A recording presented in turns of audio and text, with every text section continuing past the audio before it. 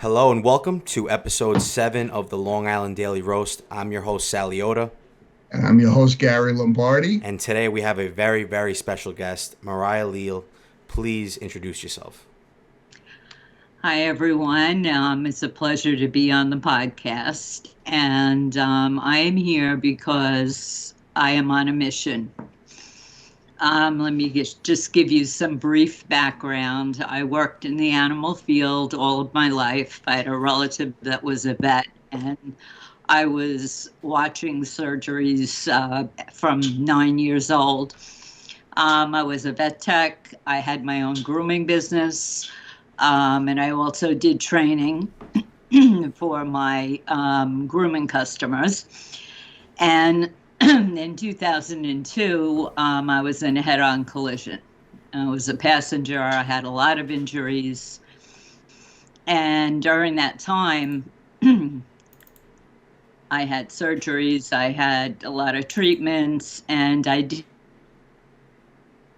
exactly what I was going to do with my life. I was basically waiting to hear if I could go back to work. And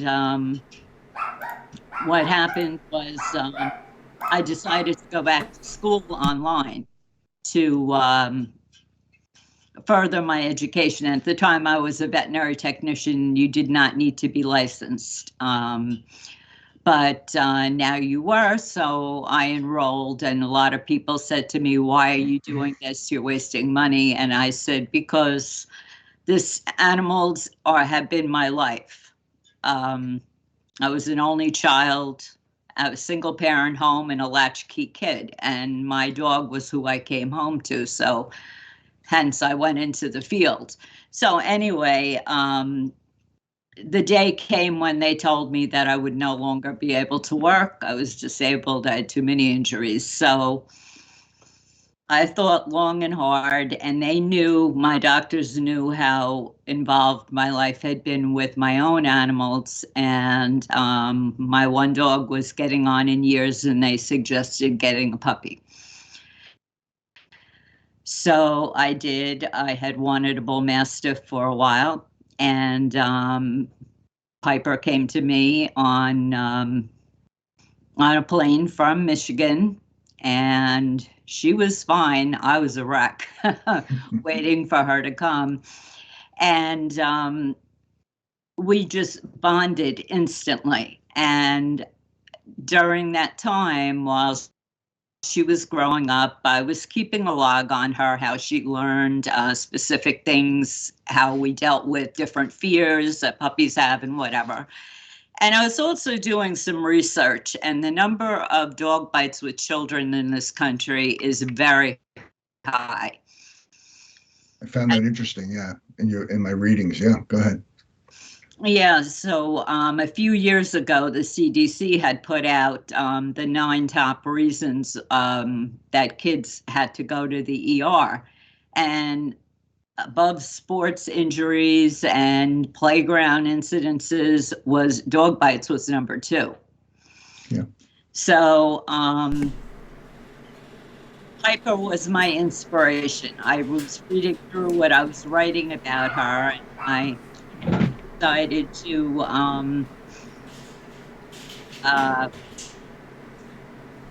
make it more in-depth. And I said, this could be a book series, and it would be basically teaching children.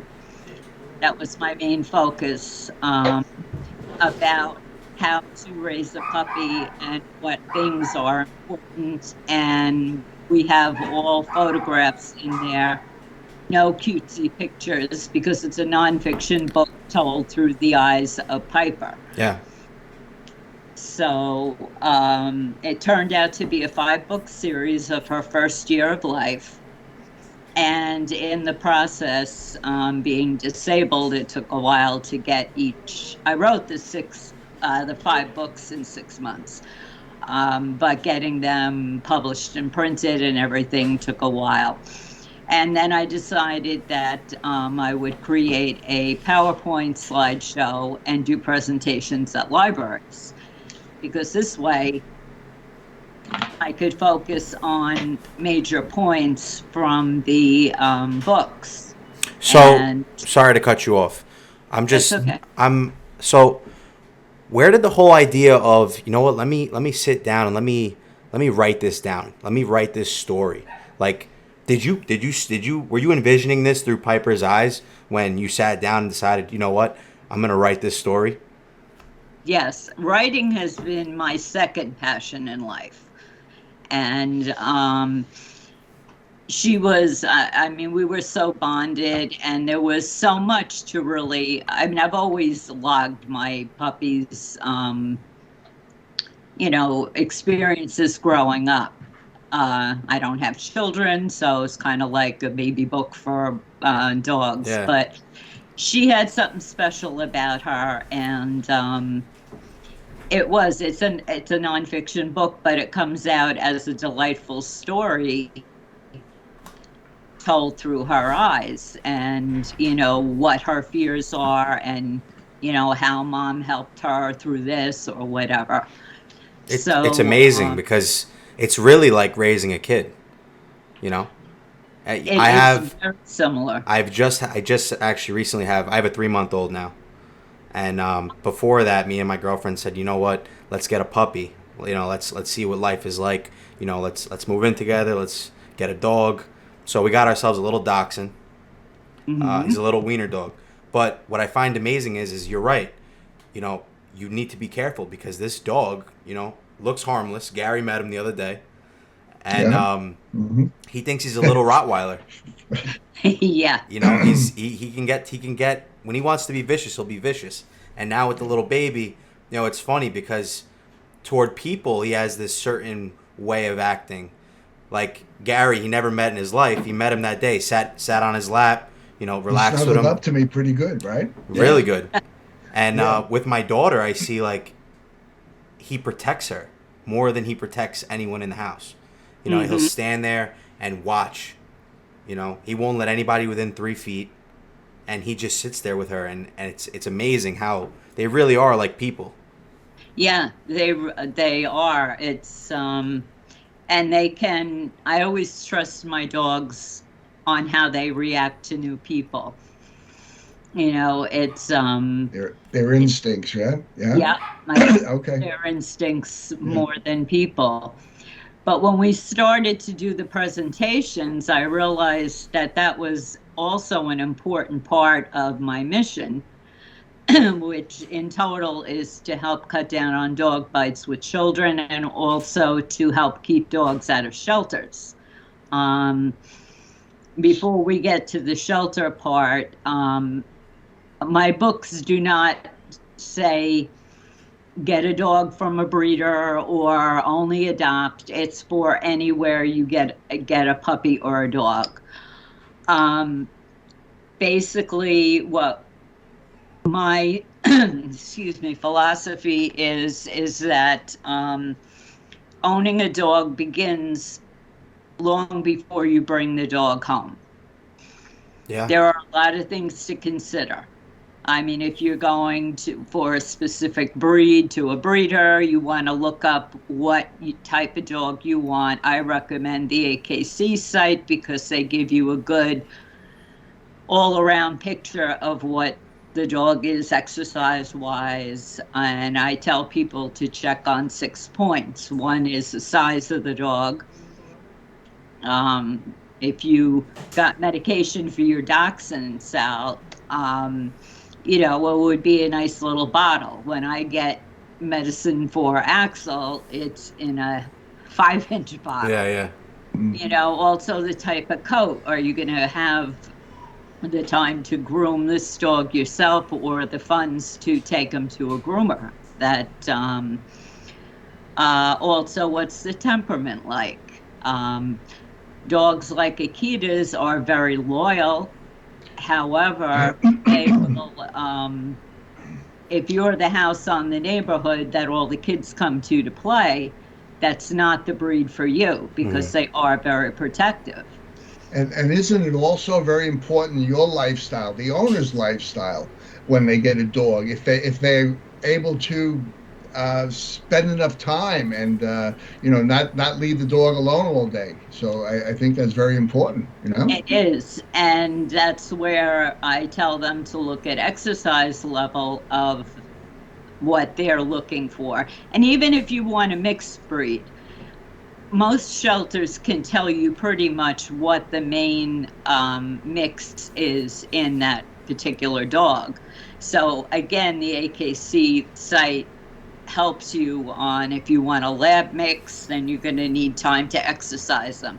Noise level is another thing. Beagles and a lot of the hounds, if you're in an apartment, are not good.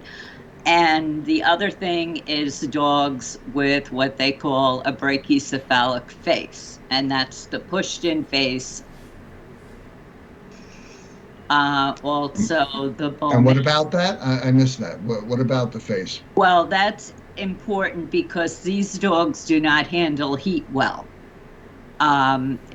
Dogs in general, especially long-nosed breeds, they have a lot of canals in there. And since dogs really don't have sweat glands except in the bottom of their pads, they tend to cool off by panting. But when they take in air, there's a lot more nasal passages to cool the air before it gets to the lungs in a German Shepherd or a Lab than it is in the pushed-in face. A boxer or so on. A pug. Right.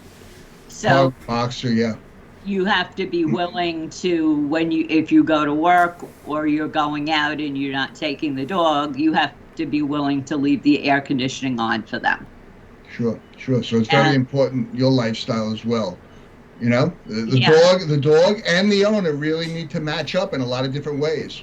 It's before we even had the baby, my father would tell me, he would say, the dog is the training for the baby. You can't just pick up, decide you want to leave for the weekend and, assume that somebody's going to have the time to watch him, because it's true. Like what Mariah said, the dog is gets adjusted to a certain lifestyle. You have to nurture that dog, properly. You can't expect somebody else to love your dog exactly how you do, So that's true. And you know what else I'm very curious about? So how do you educate children to avoid the best they can not getting a dog bite? What causes them? What do they do to get bitten as often as they do and go to the emergency room? And what advice do you have for them? Well, what I would do at my presentations was, after we got through talking and having the slides for the visuals for the kids, is I would bring Piper in and we would discuss how to approach a dog and pet a dog. So your neighbor's walking their dog, you want to go up and you want to say hello. And I asked the kids, what's the first thing you do before you pet the dog? And they said, let him smell your hand. And I said, no, that's important. That's number 2. Really? Number 1 is ask the owner, because it could be a service dog, a working dog that, even though would be fine if you pet them, they are not supposed to be, their focus is supposed to be on their owner and the one that they're helping. So you're saying before you sort of put your hand out in a submissive way under the face of the dog so he or she can smell you and get used to you, you want to ask the owner if this dog is receptive to me and friendly? Yes. Yeah, that's a big part, because a lot of these dogs protect their owners. Like, you might go and touch the dog the wrong way. You might think you're trying to attack his owner. And that's got to be at least 50% of the bites that happen. And a lot of them happen too because people don't socialize their puppies. Yeah. And I don't mean this in a sexist way, but there are, not so much now, but when I was showing my dogs and doing a lot of training work, there were a lot of males that would bring a dog into the class when, I remember one in particular, a Doberman, And the dog was 1.5 years and hadn't been trained. And the trainer, this was the Suffolk Obedience Training Club that I had belonged to, and the head of it said, "Why have you done nothing with this dog?" I mean, this dog was jumping up and pulling and trying to get at other dogs. So he wasn't disciplined at all. Yeah. No, and he said, "Well, that's going to ruin the dog being protective." Yeah. And it's not. Mm-hmm. You need to have the boundaries. Kids need to know boundaries with the dog. The dog needs to know their place in the family and their boundaries. So permission to have a short, brief conversation with the owner. The background of the dog, is the dog friendly? Can I approach the dog? Number two, so reach out. So what would be the next step then? Be submissive, let the dog smell you, and then what? Yeah, and I recommend to kids that when you go up to approach the dog, that you do let them sniff your palm.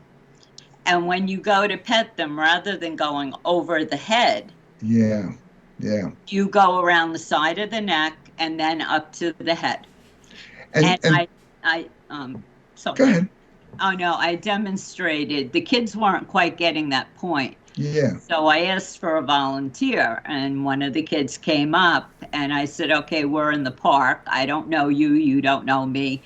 And I went over to them, and I reached my hand up over their head, and the kid, kind of backed up, and I said, "That wasn't a very good feeling, was it?" And they said, "No." And I said, "That's what the dog feels when you do it that way." Yeah, and isn't it also, Mariah, the energy of a child, their erratic movements, and the dog picks up that confusion, that energy, and I think maybe reacts to it. Where an adult that's been around a little longer, they know that you don't want to spook the dog in any way. You want to let the dog maybe approach you. Put yourself out there, submissive, and let the dog approach you. If he doesn't want to, don't push it. With children, they move on the dog too quick, and the dog reacts. Yeah, the fast movements and the high-pitched squeals will get the dog riled up, not necessarily to bite, but to want to play, which in turn, because it mimics prey to them. Okay. Fast movements and the high squealing pitches. Wow. But no, I'm sorry. Go ahead. No, sorry. I said wow. Yeah. So okay, and then what happens? The dog then snaps. So we're on that track where okay, the energy got confused. The dog picked up. I think when a dog bites, there's a moment of fear or concern, and they're being protective, right? So, am I on track there?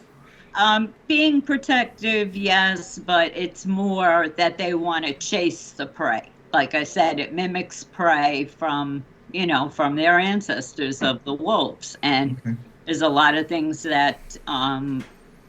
Even though it was a lot of years ago, are in our dogs today. And people don't always realize that. When you're raising a dog, you should always, my dogs sleep on the bed. Some people don't like that. Some people don't mind. But from the time they're little, when I feed them, my hand goes in the food bowl while they're eating. I will pick up the food bowl and then give it right back to them. I go out the door before they do. So they get to learn very early on who is the pack leader in the household. But very interesting, yeah. Especially going into the dog. My dog thinks he's the pack leader, no matter what I do. I gave him. He's a dachshund, so they have very fragile backs. He's 3 years old now. So what had happened was he jumped off of the bed, and I guess he landed wrong. See, this is a problem I have with him because I don't want him to sleep on the bed because I know he has to jump off. And being how he's a mini dachshund, so he's very small, and the whole back situation. Well, one day, this recently, a couple weeks ago, he jumped off the bed, landed wrong. I heard him scream. So now my dad instincts kicked in. I get up out of the bed at 4 a.m. I look at him, and he's like dragging his butt. So my first thought was, oh my God, he just broke his back. So now I'm in hysterics. I finally get to the room. I get him all calmed down. I brought him over to the vet clinic in Westbury. And they touched him. They said that he still has feeling in his feet. So they thought it was just a herniated disc. So I got him the medication that he needed, anti-inflammatory and some other thing, something for the pain, a pain med or something. I brought him home, gave him the pain meds, and I guess a dog doesn't know how to comprehend pain like that. So when I gave him the painkiller, he automatically assumed a couple hours later, oh, I'm feeling like $1 million. He's running around. But once that pain medication started to wear off, he kept crying every time. He wouldn't jump back on the couch, and he really didn't know how to take that pain. So I really had to nurture him, and I had to cage him for a week. I had to put him in a cage, and that upset. He's so used to sleeping with me, and he's so used to just being with me that he just cried 24/7. I could only let him out to pee, and whatever the case was. But it comes down to how you really you nurture them. They're used to a certain way of being treated, and the second that they're not treated that way, it throws their whole mental off, because over the course of the last 3 years, he learned how to become a dog in his own way. He thinks he's the boss, and all of a sudden he's put in a cage. He has this connection with my girlfriend, and when he just doesn't get that for the slightest little bit, they don't know how to comprehend that. And now when I feed him, I think I got off topic because I knew where I was going with that and I forgot. But I feed him. I was giving him the rotisserie chicken just to get the medicine in his mouth. And when I feed him hand to hand, he's good. But now let's say I take a handful of that chicken and I put it in his bowl, and I go and he'll show me those teeth. And he won't let me go near the bowl. Same thing when he gets one of my daughter's bibs or one of her pacifiers.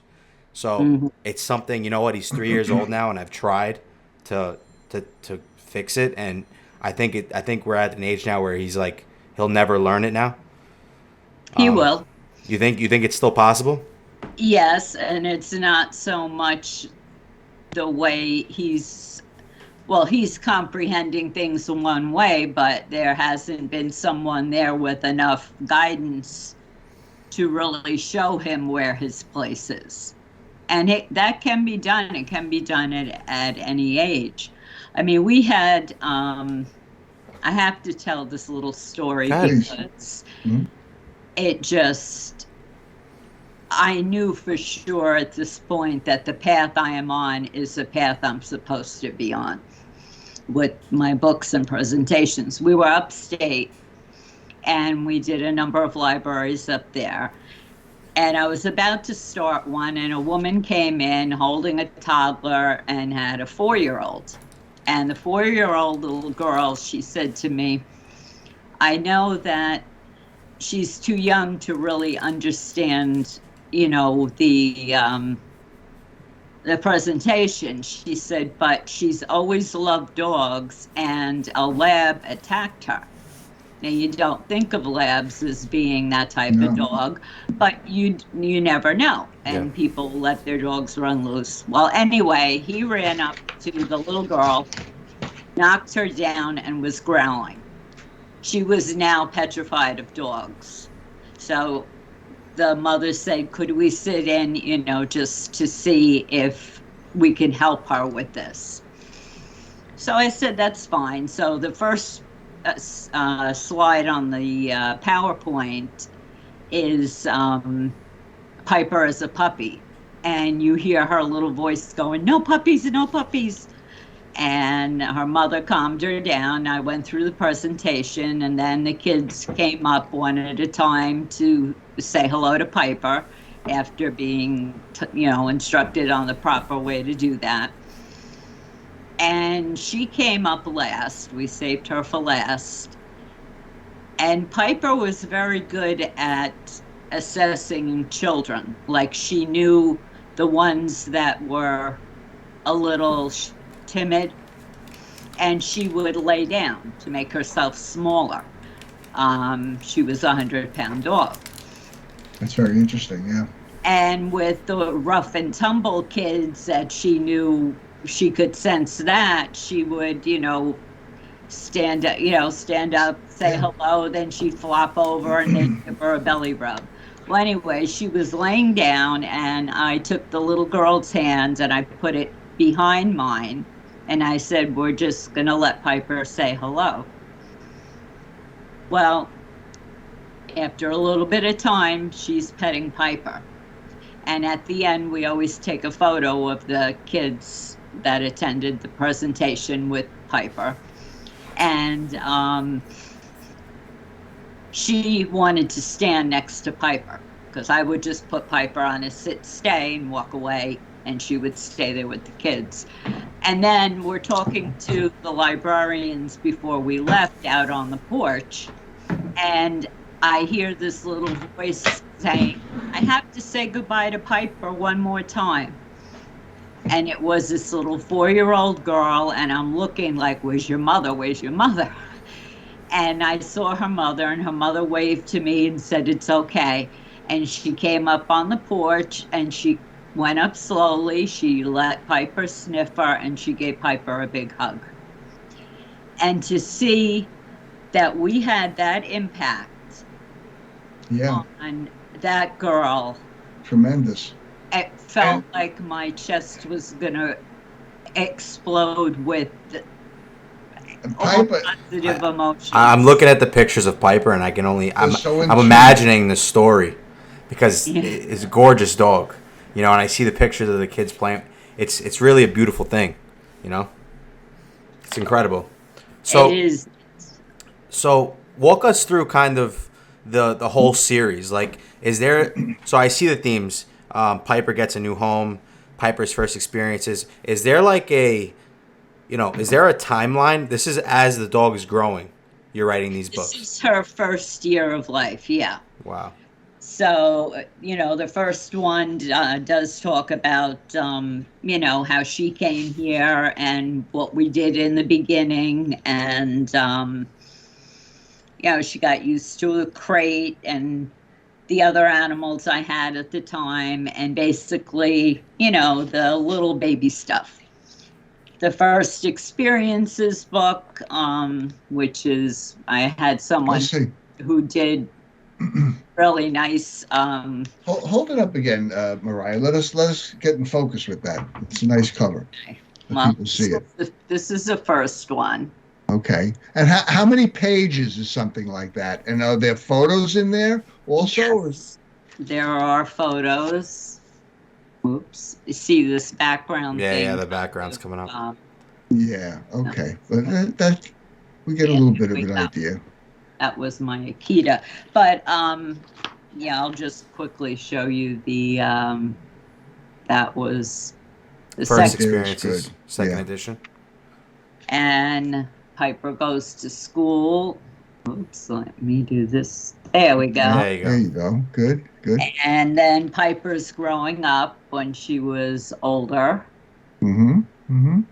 And then her book of celebrations, which she was born in January. So we went through Christmas and, talked about the dangers they can get into from decorations. And we covered everything you really need to know. What I get annoyed at is people who watch Westminster Dog Show and they say, oh, I really like that dog. I'm going to get one of those. They don't research it. They don't read about it. And especially when I had my grooming shop, people would get a long-haired breed and wait till it was a year and a half to have it groomed and bring it to me, and it's a matted mess. And they're telling me, Well, this isn't. I want him to look just like the one I saw at Westminster on TV. And it's like, people, this doesn't magically happen. You have to take care of that coat. Yeah. I mean, They probably haven't even showered the dog in 2 months. You know. And if you do when they're matted, it's the worst thing you can do because that tightens up the mats, and then do you still have a grooming business? No, I'm not able to work. I have too many injuries, so that's why I got into the books, because I was like, I need to do something with my life at this point. And being all the knowledge I had, gotten through all the years of what I did and experience, it just seemed like the right thing to do. Mm-hmm. Go ahead. I'm sorry. No, go ahead. Yeah, where are these books found? Where are they, at Barnes and Nobles? Where do people find these books? They can get them off my website. Yep, I'm seeing them here, MariahLeal.com. Yes. And I just want to ask one more question, because I see this other book, and I'm really hoping that this is because I'm loving this whole story. Piper, A Dog with a Mission. Now, please tell me that's the life story. Oh. That is all about her when she was older. That's amazing. She grew up, and we discuss in this book the things that she did with me as my service dog, the different places that we went to speak with the kids, and how she was very instinctive in learning when I was in pain.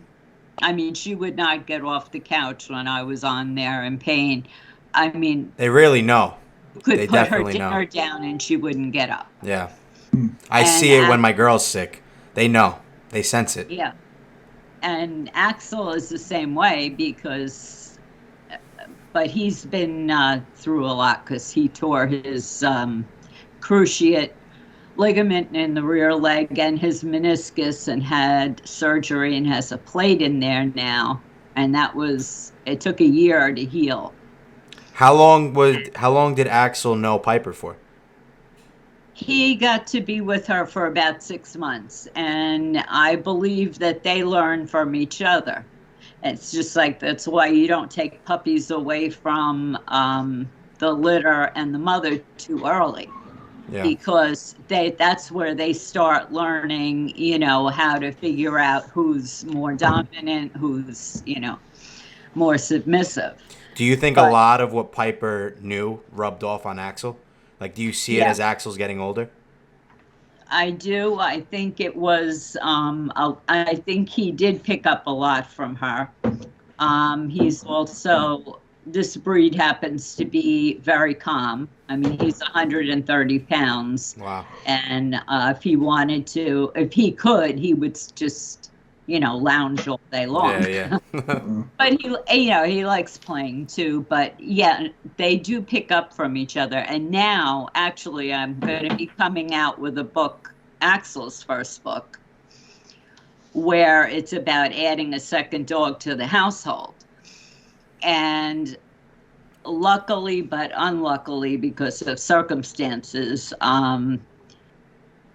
part of the book is going to be when he came in as the new puppy with Piper. And then my mom is now in long-term care facility. And I have her dog, who was a rescue. And I brought him here. So now we get to also do an Axel's book about shelter dogs and a rescue dog, having that in the house. And there are some things that people need to know about that. Yeah. As well, because we did not know that Yoda had been abused. He happened to have been born in the shelter on Christmas Eve. He was adopted as a young puppy. The people had him 2 years and brought him back and said, well, my wife is pregnant, we can't have the dog.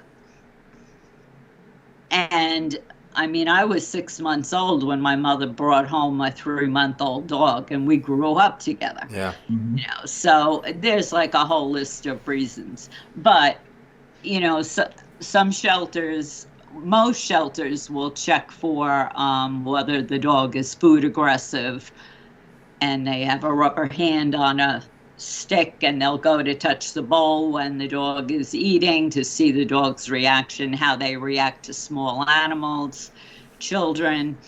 But there's so much that dogs need to be exposed to, especially when they're young, that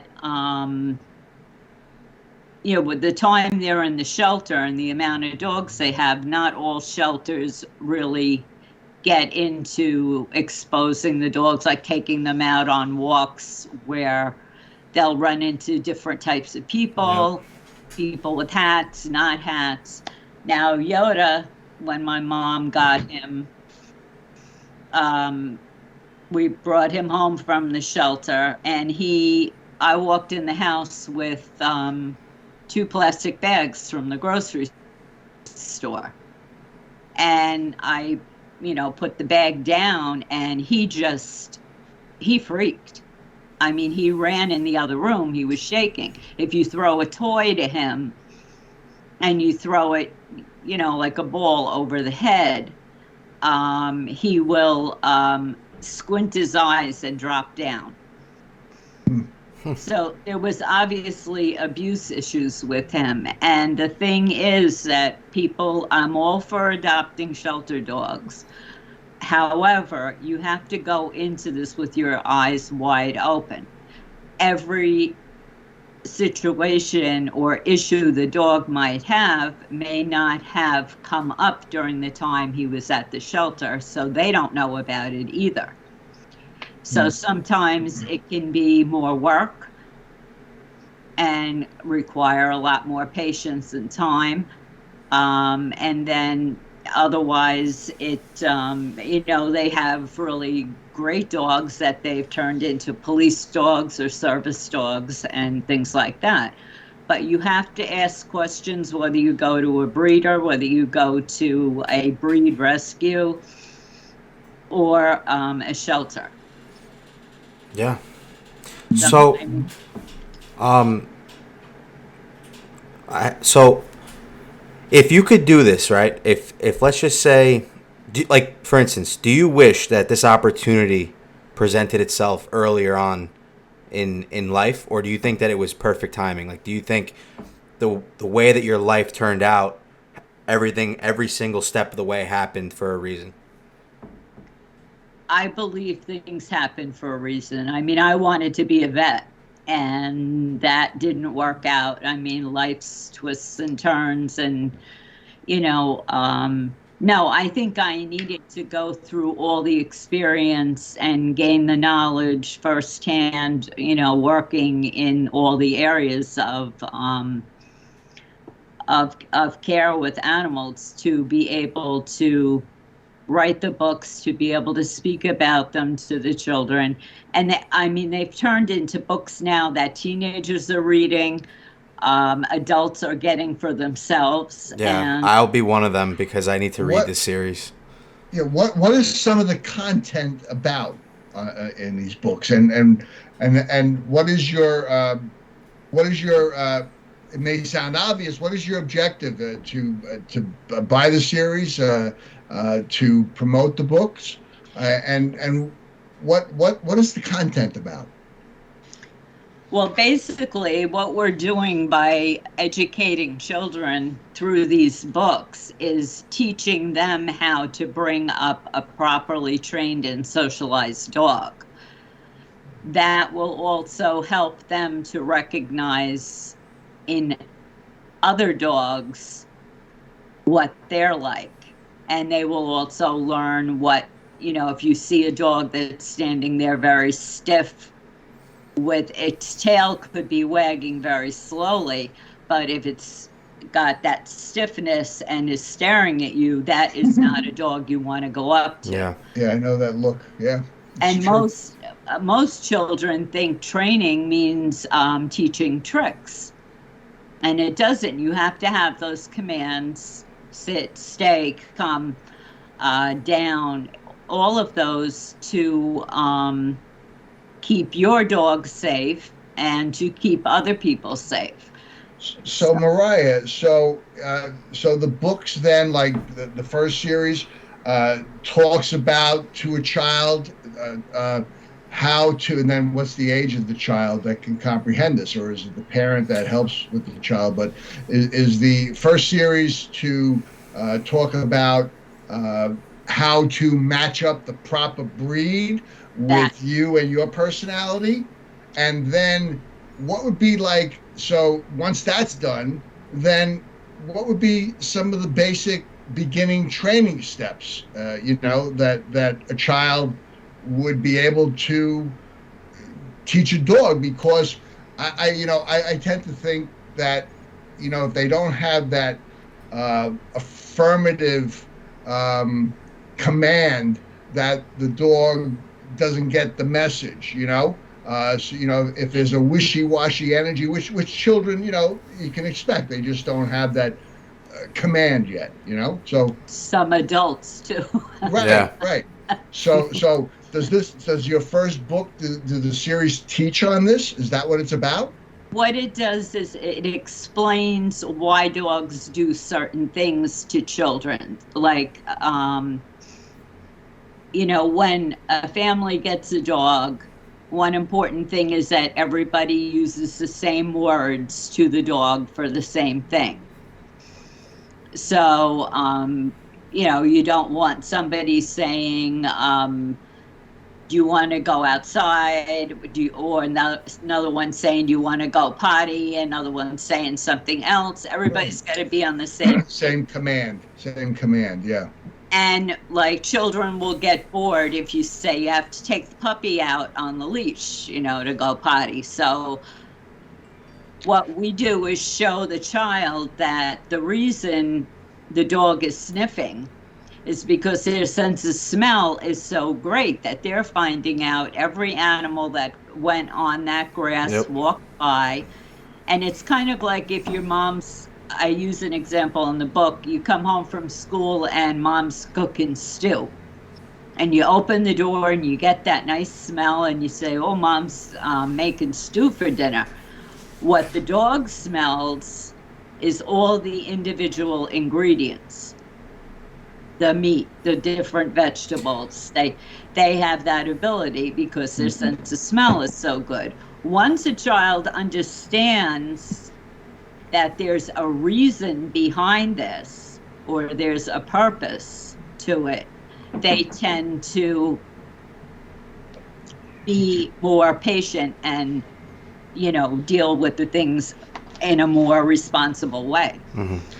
And how about some of the results? Have you gotten feedback from families, from children, from the household of what took place? And yeah. Yes, I have. I've gotten.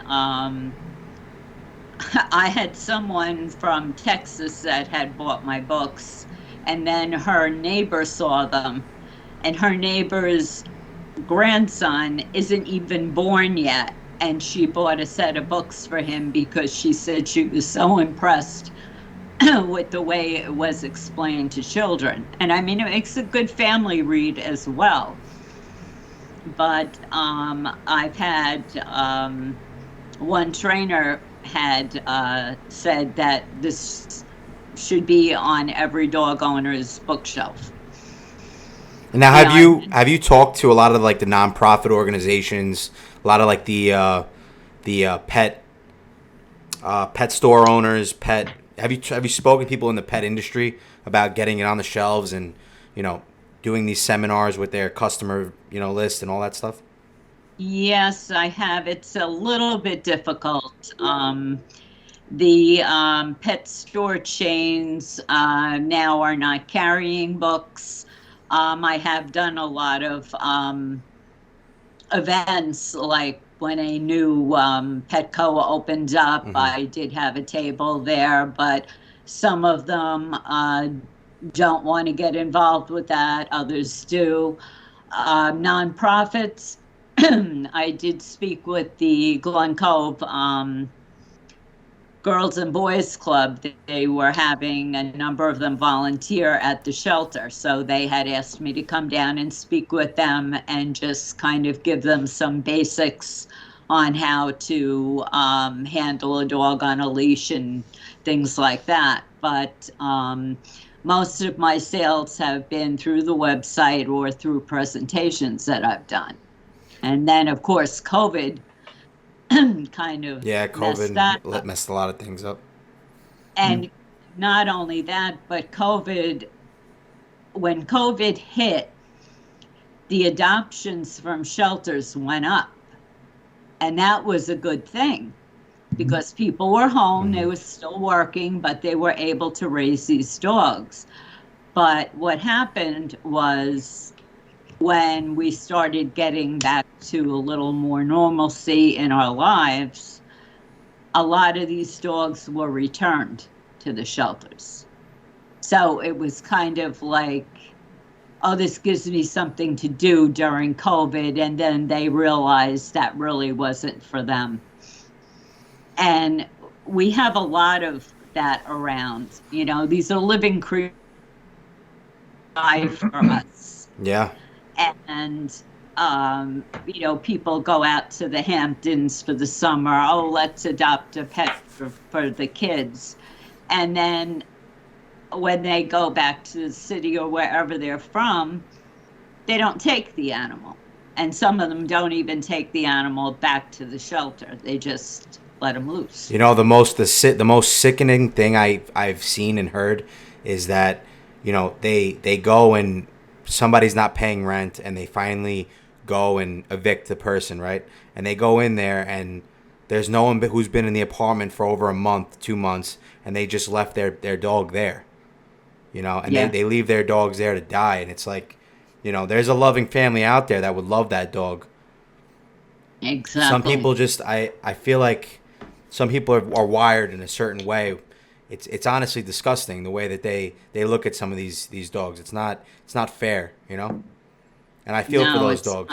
You know, they're living creatures. Yeah, and there's a lot of foundations that are trying to help that cause, and you know, I think what you're doing is incredible. I have one more question before we sign off this podcast, and it's if you have one thing to say to a future reader, what would it be?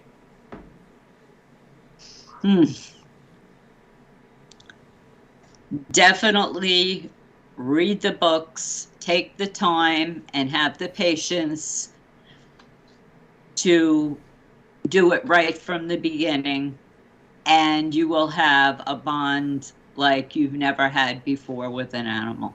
Amazing.